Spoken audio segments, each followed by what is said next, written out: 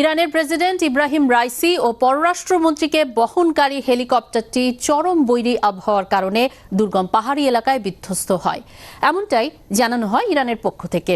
দুর্ঘটনার প্রায় 16 ঘন্টা পর রাইসি সহ ওই হেলিকপ্টারে থাকা আরোহীদের সবার মৃত্যু হয়েছে এমন খবর জানায় ইরান। তবে হেলিকপ্টারটি বিধ্বস্ত হওয়ার আগে কি ঘটেছিল, কিভাবে বিধ্বস্ত হলো সে সম্পর্কে বিস্তারিত একেবারেই কিন্তু জানা যায়নি। এবার এই ঘটনার খুঁটিনাটি নিয়ে মুখ খুলেছেন ইরানের প্রেসিডেন্টের চিফ অফ স্টাফ গোলাম হোসেন ইসমাইলি। ঘটনার দিন রাইসি ও আবদুল্লাহিয়ানকে বহনকারী হেলিকপ্টারটির পাশেই আরেকটি হেলিকপ্টারে ছিলেন ইসমাইলি। ওই দিন শেষ মুহূর্তে আসলে কি ঘটেছিল তা নিয়ে তিনি সংবাদ মাধ্যমের সাথে কথা বলেছেন, অর্থাৎ ইরানের রাষ্ট্রীয় যে সংবাদ মাধ্যম রয়েছে ইরনা, তার সাথে কথা বলেছেন তিনি। ইরনাকে দেয়া সাক্ষাৎকারে ইসমাইলি বলেন, 19 মে স্থানীয় সময় বেলা 1টা নাগাদ হেলিকপ্টার তিনটি যাত্রা শুরু করে।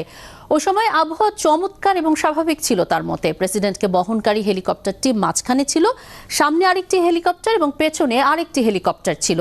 পুরো বহরের দায়িত্বভার ছিল প্রেসিডেন্ট রাইসিকে বহনকারী হেলিকপ্টারের পাইলটের উপর। ইসমাইলি বলেন, যাত্রা শুরুর 45 মিনিট পর রাইসিকে বহনকারী হেলিকপ্টারের পাইলট অন্য দুটি হেলিকপ্টারের পাইলটকে আরো উঁচুতে ওঠার নির্দেশ দেন। মূলত তিনি কাছাকাছি থাকা যে ঘন মেঘ ছিল সেগুলো এড়িয়ে যেতে চেয়েছিলেন। তিনি বলেন, ওই সময় হঠাৎ রাইসিকে বহনকারী হেলিকপ্টারটি উধাও হয়ে যায়। ঘন মেঘের উপর দিয়ে উড়ে যাওয়ার সময় 30 সেকেন্ড পর গোলাম হোসেন ইসমাইলি যে হেলিকপ্টারটিতে ছিলেন সেই হেলিকপ্টারের পাইলট প্রথম খেয়াল করেন প্রেসিডেন্টকে বহনকারী হেলিকপ্টারটি আর দেখা যাচ্ছে না। এরপর পাইলট বৃত্তাকারে ঘুরতে থাকেন এবং হেলিকপ্টারটি খুঁজতে থাকেন। রাইসিকে বহনকারী হেলিকপ্টারের সঙ্গে বেশ কয়েকবার রেডিও ডিভাইসে যোগাযোগের চেষ্টাও করেছিলেন তারা, কিন্তু তা সফল হয়নি। এরপর তাদের হেলিকপ্টারটি উচ্চতা কমিয়ে আনে এবং পাশের একটি তামার খনিতে অবতরণ করে, এমনটাই জানান গোলাম হোসেন ইসমাইলি। ইসমাইলি আরও বলেন, ওই সময় অদৃশ্য হয়ে যাওয়া হেলিকপ্টারে থাকা পররাষ্ট্রমন্ত্রী আবদুল্লাহিয়ান ও প্রেসিডেন্ট রাইসির নিরাপত্তা ইউনিটের প্রধানকে বারবার কল করা হয়, কিন্তু তাদের কারোরই সাড়া পাওয়া যায়নি। অন্য দুটি হেলিকপ্টারের পাইলটরা প্রেসিডেন্টের হেলিকপ্টারের পাইলট ক্যাপ্টেন মোস্তাফা ভিকে কল করার চেষ্টা করেন, কিন্তু সাড়া পাওয়া যায়নি বলেও জানান ইসমাইলি। ইসমাইলি আরও বলেন, জটিল ওই পরিস্থিতিতে শুধু রাইসির হেলিকপ্টারে থাকা মোহাম্মদ আলী আল হাশেমের সঙ্গে যোগাযোগ করা সম্ভব হয়েছিল। তার অবস্থা অবশ্য ভালো ছিল না। তিনি শুধু জানাতে পেরেছিলেন একটি উপত্যকায় তাদের হেলিকপ্টার বিধ্বস্ত হয়েছে। এরপর ইসমাইলি আরেকবার আল হাশেমকে কল করতে সক্ষম হন, তখনও তিনি একই কথা জানান। মোহাম্মদ আলী আল হাশেম ছিলেন ইরানের সর্বোচ্চ ধর্মীয় নেতা আয়াতুল্লাহ আলী খামেনির মুখপাত্র। এরপর গোলাম হোসেন ইসমাইলি জানান, তারা যখন বিধ্বস্ত হেলিকপ্টারের ধ্বংসাবশেষ খুঁজে পান সেখানে সবার মরদেহ দেখেন, বুঝতে পারেন প্রেসিডেন্ট রাইসি সহ অন্য ব্যক্তিরা তাৎক্ষণিকভাবে শহীদ হয়েছেন, তবে একমাত্র আল হাশেম হয়তো ঘণ্টাখানেক বেঁচে ছিলেন। দুর্ঘটনার তদন্তে একটি উচ্চ পর্যায়ের তদন্ত কমিটি গঠন করা হয়েছে। এমন এক সময় রাইসের মৃত্যুর ঘটনা ঘটল যখন ইরান পরবর্তী সর্বোচ্চ ধর্মীয় নেতা নির্বাচনের পথে হাঁটতে শুরু করেছে। 63 বছর বয়সী রাইসিকে এতদিন দেশটির সর্বোচ্চ ধর্মীয় নেতা আয়াতুল্লাহ আলী খামেনির উত্তরসূরি ভাবা হতো। তিনি দেশটির শক্তিশালী বাহিনী রেভলিউশনারি গার্ডসের কাছেও গ্রহণযোগ্য নেতা ছিলেন, কিন্তু গত রবিবার রাতে আকস্মিক হেলিকপ্টার বিধ্বস্ত হয়ে নিহত হন রাইসি।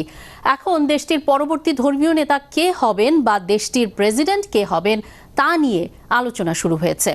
প্রভাবশালী মার্কিন সংবাদ মাধ্যম নিউ ইয়র্ক টাইমস একটি বিশ্লেষণ করেছে এবং সেই বিশ্লেষণধর্মী প্রতিবেদনে তারা বলেছে, আরও কট্টরপন্থীরা ইরানের ক্ষমতার নিয়ন্ত্রণ নেবেন। রাইসির মৃত্যুর আগে থেকেই ইরানের অভ্যন্তরীণ রাজনৈতিক পরিস্থিতি অস্থিতিশীল হয়ে উঠেছিল। 85 বছর বয়সী খামেনির স্বাস্থ্য ক্রমেই খারাপ হতে শুরু করায় দেশটির রাজনৈতিক ভবিষ্যৎ কোন দিকে যাবে তা নিয়ে প্রশ্ন উঠতে শুরু করেছিল। অভ্যন্তরীণ বিক্ষোভ, দুর্বল অর্থনীতি, ব্যাপক দুর্নীতি ও ইসরায়েলের সঙ্গে উত্তেজনার মতো বিষয়গুলো মোকাবেলা করতে হচ্ছিল ইরানকে। রাইসির মৃত্যুতে দেশটির রাষ্ট্রীয় নীতিতে খুব বেশি পরিবর্তন আসবে না বলেই মনে করছেন বিশ্লেষকরা। গবেষণা সংস্থা ইন্টারন্যাশনাল ক্রাইসিস গ্রুপের ইরান বিষয়ক পরিচালক যিনি রয়েছেন আলী ভায়েজ, তিনি বলেছেন, ইরানের রাষ্ট্রীয় পদ্ধতি ইতিমধ্যে একটি পথে চলছে যাতে সর্বোচ্চ ধর্মীয় নেতার পরিবর্তন হলেও তা ভবিষ্যতের নির্দিষ্ট লক্ষ্যের পথেই এগোতে থাকবে। তিনি একে কট্টরপন্থী দৃষ্টিভঙ্গি বলে উল্লেখ করেছেন। এর আওতায় দেশটির পররাষ্ট্রনীতি আঞ্চলিক সশস্ত্র গোষ্ঠীগুলোকে সমর্থন ও পারমাণবিক অস্ত্র তৈরির জন্য যন্ত্রাংশ তৈরির লক্ষ্য থেকে তারা বিচ্যুত হবে না বলেই মনে করেন। ভাইস আরও বলেছেন, যাকেই পরবর্তী প্রেসিডেন্ট পদে বসানো হোক তাকে এই দৃষ্টিভঙ্গির সঙ্গে মানিয়ে নিতে হবে। ইউরোপিয়ান কাউন্সিল অন ফরেন রিলেশনের ইরান বিশেষজ্ঞ এলি গেরানমায়ে তিনি বলেছেন, রাইসি ইরানের শক্তিশালী রেভলিউশনারি গার্ড ও সর্বোচ্চ নেতার পছন্দের বাইরে খুব কমই প্রভাব ফেলতে পেরেছিলেন। তাই নতুন যিনি প্রেসিডেন্ট হবেন তাকেও পররাষ্ট্রনীতি, আঞ্চলিক পরিস্থিতি এবং পারমাণবিক কর্মসূচিতে ভূমিকা রাখার সুযোগ কমই দেওয়া হবে। তবে প্রেসিডেন্ট হিসেবে রাইসির যে পারফরমেন্স ছিল তাতে খামেনির উত্তরসূরি হতে পারবেন কিনা তা নিয়ে কিন্তু প্রশ্ন উঠেছিল আগে থেকেই। রাইসির প্রধান প্রতিদ্বন্দ্বী হিসেবে মনে করা হতো খামেনির ছেলে 55 বছর বয়সী মোজতাবাকে, কিন্তু রাজতন্ত্রের নিয়ম সেখানে নেই বলে তিনি ওই পদে আসতে পারবেন কিনা তা নিয়ে কিন্তু প্রশ্ন ছিলই।